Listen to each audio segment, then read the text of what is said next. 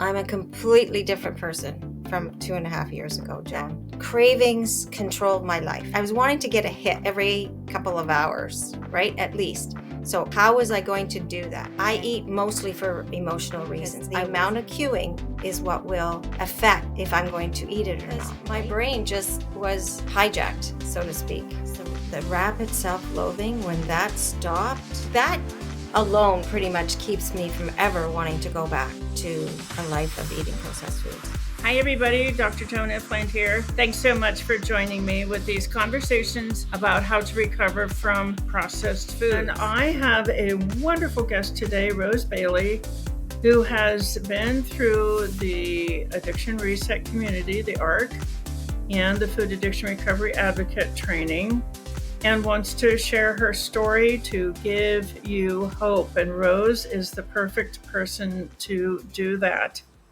So we were just talking about, the idea of what's possible out in our culture is not what's actually possible. What's actually possible is taking place inside the ARC and our FARA training. So Rose, when you think about, how long have you been in our programs? I've been in for 2.5 years. So when you think about how life appeared to you 2.5 years ago versus now, what would you say? Well, I'm a completely different person from 2.5 years ago, Joan. Um, the the intensity of this program, the daily activities that I do in recovery, they've worked. Like I've just been able to overcome the addiction to processed food that caused so many health issues, mental health issues, relational issues, and I've overcome them. I've overcome them. Like I would not have believed that when you talked to me 2.5 years ago, I'd hear people and I'm like, you know, but that's not me. I'm not sure I could do that. Right. And here I am now saying, yep, I'm doing it. I'm doing it. So would you say that it all starts with making the cravings go away? Is that where you start to get control, and then you have this cascade, this cornucopia of amazing things happen? But does it start with the cravings? Yeah. So, when I look back, that cravings controlled my life, Mm-hmm. really controlled my life. What I was wanting to get a hit every couple of hours, right? At least. So how was I going to do that? And where was that going to happen? And just getting control of that. Yes. And by eliminating the addictive foods that you've taught us that are, keeping our brains addicted, by eliminating them, and then the cravings slow down, right? The cravings stop being so active. And then on the other side of that, also learning the skills of how to handle the life situations. Yeah. So, Yeah. doing the ARC exercises just along with eliminating the foods that were causing Mm-hmm. the cravings. This is something I think that most people don't know, is that stress causes cravings, and very particular foods cause cravings. Not all foods cause cravings, but it's the processing. When you concentrate the natural endorphins, they're natural endorphins in food. They're lovely. They make food pleasant to eat. But when you concentrate them, then you start to get that extra stimulation of the pleasure pathways, the craving path, and they go from being pleasure pathways to being craving pathways. And so, did you find?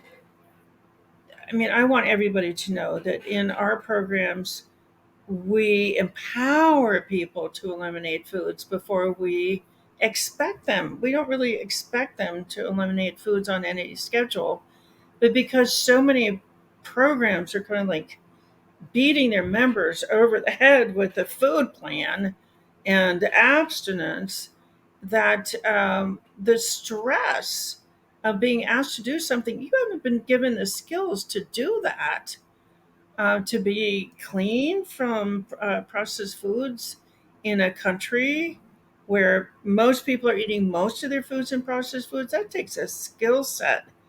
So, did you find that in with the skills that then became possible to eliminate foods? I mean, how did that work for you? Yeah, absolutely. Because, like, especially addressing the emotional reason, like, I eat mostly for emotional reasons. I was eating Mm-hmm. that way. Mm-hmm. So, doing the exercises in, like in the morning with the Zoom group, the writing exercises. So, I think, I feel, I act, these Mm-hmm. kinds of things. Writing a play. So, knowing that I was going to a weekend with some girlfriends and knowing that I'd be exposed to these foods. Okay, so what am I going to do? I'm going to write a play. I'm going to bring my own food. I'm going to ask the girls, could you put the stuff in the cupboard? Because the amount of queuing is what will affect if I'm going to eat it or not, right? Yes. And the Yes. triggering. And Yes. yeah, and then also having the arc available to me during the weekend, for example. So Mm-hmm. I can get on my phone, I can get into a meeting, I can write Mm-hmm. in the messenger pod. Mm-hmm. I'm really struggling right now. I need help. Yes. Yes. Yes. So you just named off quite a few different skills. One being able to communicate. So you talk to your girlfriends about, and then so there you go right to the next skill: cue management, trigger management, reminder management, food stimulation management, signaling, prompting. It's just endless. And you knew that not looking at the stuff on the kitchen counter would really help you. And conversely, that if there was a lot of visual triggering, a lot of visual stimulation, the reminders right there, you can see it, that it would not be reasonable to expect that you wouldn't crave and lapse. So you had the communication skills, you had the cue management skills, the trigger management skills, you had knowledge, wisdom about how do cravings get into my head? Oh, well, they get into my head if I see the stuff on the counter all the time. And so, and then there's a whole nother skill set of how to use your support group. How do you use my support group to stop these cravings? And you knew how to get into the written chat. You knew how to put in your earbuds and listen to a Zoom meeting. Yeah. So I think what you're really illustrating beautifully, Rose, is that living radically differently from all the people around us who are eating most of their food in processed foods, it takes skills. It's Absolutely. not something that you do Absolutely. because you want to. No. No, it's absolutely incredible. That there's like 16 hours a day that I can get help in this program. Like, I mean, no other program does that. I'm sure. I mean, I haven't looked, but I'm thinking that that's not happening. Well, And not for from me, experts, not from experts. no. You can get Okay. programs from amateurs, but this is way too complex for an amateur. All of our Yeah. hosts are trained. They're deeply trained. Yeah, and for me, the chats and calls have been the key thing for me Hmm. to be able to go in every day. And like, I'm in the arc 2 to 4 hours a day every day for these 2.5 years. Like, I'm talking, But you're still running your life. I'm running my life. I don't have to even talk if I don't want to. If I'm busy doing something, I just put it on and listen, right? I can Hmm. carry on my life and I can choose the hours that work for my life. That's the Hmm. cool thing. And to get the feedback, right? To get Yeah. feedback is incredible. Some ideas. Nobody's ever going to tell us what to do. I mean, Yeah. the best advice, the best guidance we could possibly get is right here inside of us. But having somebody at our side while we go in and learn what would be best for us is just, it's night and day. Yeah. Knowing that somebody will be there and you don't have to do this alone. No. Yeah. So you've done the FARA training. You did the food addiction recovery advocate training. And tell me, what is the difference between doing that training and just being in the daily living program, the ARC? Well, certainly the amount of resources, the knowledge and experience that you have put together in one place is just incredible. So, I know that any question that I have, I can go there and look it up. Mm-hmm. There's a paper, there's a handout, there's a video, there's Mm-hmm. something that I need. Um, and doing the FARA program, it helped me to focus on my recovery because Mm-hmm.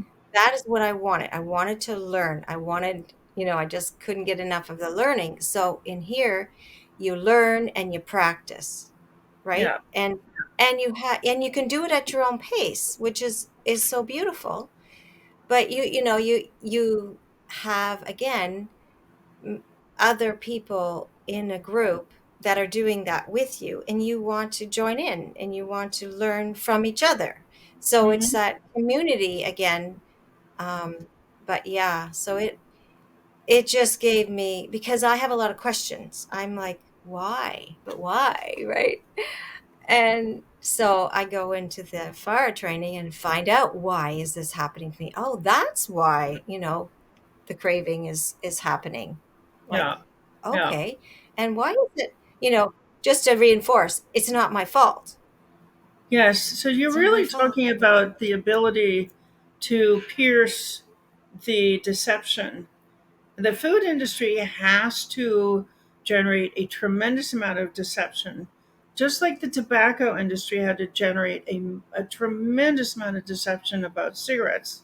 No, cigarettes are disgusting and they're stinky and they make you so sick. And but if you're surrounded with the idea that, oh, they're rebellious and they're sexy and they're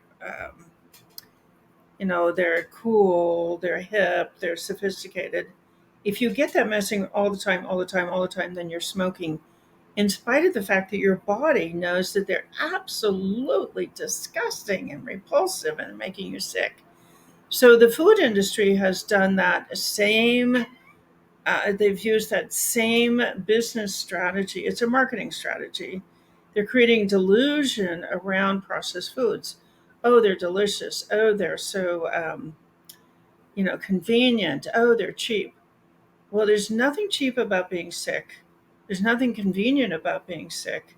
There's there's nothing delicious, because when you get off of processed foods and you let your taste buds adjust, they are disgusting. They taste so bad. So what I'm hearing you say is, in the food addiction recovery advocate training, the FARA training, you got to go through all of those deceptions, like in assignment one, where you're learning the video, the shift video. It talks about how, as a whole culture, we've shifted from real food to addictive foods. And then, like assignment five, you get to go through all the handouts and you're learning very specific skills and very specific strategies and very specific bits of science that explain that. Give us an example of how your FARA training helped you in your day to day life. Well, again, I think just when I come up with a question that's, nagging at me, say I have a problem, like I have something something I need to find out. I know to go there. I go there to my resources, and they're there and they're easy to find and Mm-hmm. they're so good. I just, yeah, Do you it's have a it's my favorite own. video, like a video that really helped you out of the library? Yeah, so I guess my one of my favorite is how to rebound from a lapse, Mm-hmm. because I keep forgetting, like, oh, so I fell in the Made ditch, so to speak. its I way into fell your down. body. Yeah. And so these are the steps to come out of it. And, I'm, I got tired of the shame of it all, and Mhm. just tired It's not of, your fault.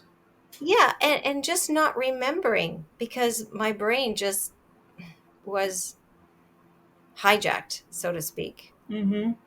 Mm-hmm. And yeah, so I'd say that's the one I played the most. Yeah. You know what my favorite is why nothing else has worked. Mm, Because of what you're talking about, the shame. So when you start down that pathway to the shame, oh, I shouldn't have. What are the thoughts that you give yourself to snap yourself out of that? yeah. I think what I say is, what would I say to someone else when this happens? I'd have compassion. Okay, so this happened. It's okay.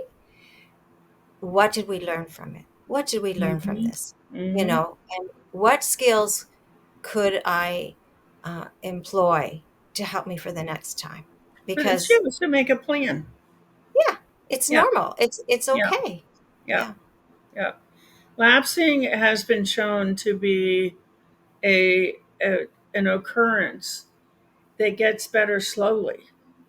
Yes. It takes time, it takes skill building, it takes understanding, where do lapses come from? Oh, they come from cravings. Well, where do cravings come from? Oh, they come from this stimulation we've been talking about. And then gradually you learn how to manage this stimulation so that it's less. Gradually, your cravings go down, and gradually, you get control, and gradually, the lapsing stops. When it does occur, it's shorter, it's less frequent. It's a gradual process. And then, when you have those great rebound from a relapse skills, then you don't have to spend your whole life just like totally monitoring, freaking out, being vigilant. Oh, I can't have one molecule of that. Oh, I have to send this waiter back for the third time. No, you're just like, okay, I'm on a path. There are, tree roots sticking out. I might stumble over one, but I just get myself back up. And then you can lead a clean eating life, but without all the stress of maintaining some fantasy level of abstinence. So, do you like that part of it? Yes. I do like that part of it.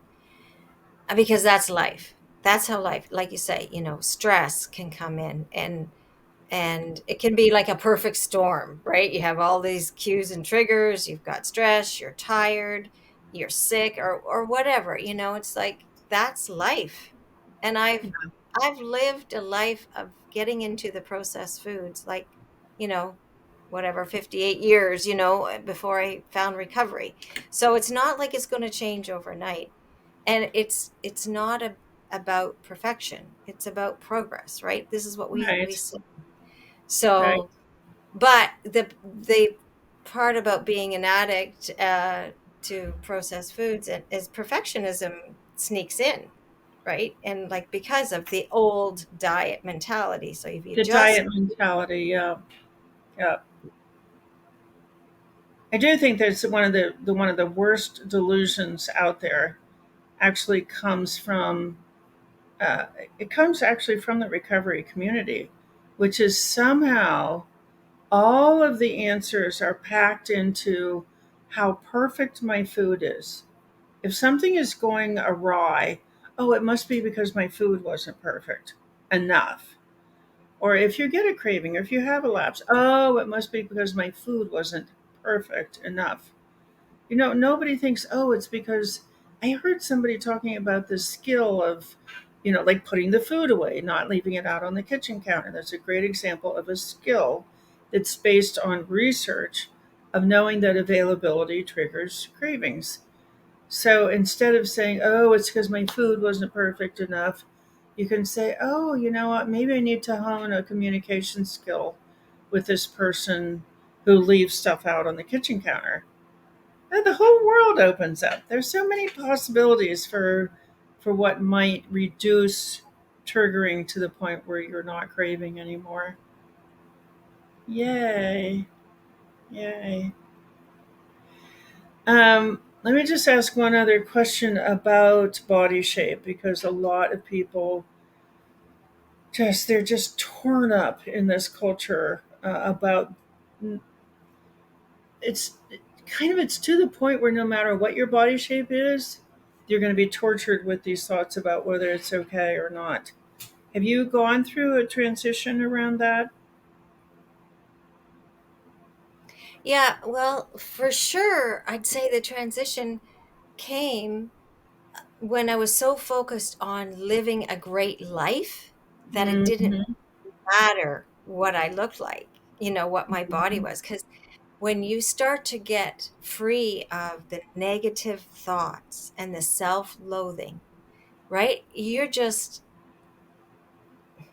now living that life that you wanted. You wanted to be happy and you're happy. And it's not about that your body's changed. It's about that, like I say, your mental health, your emotional health.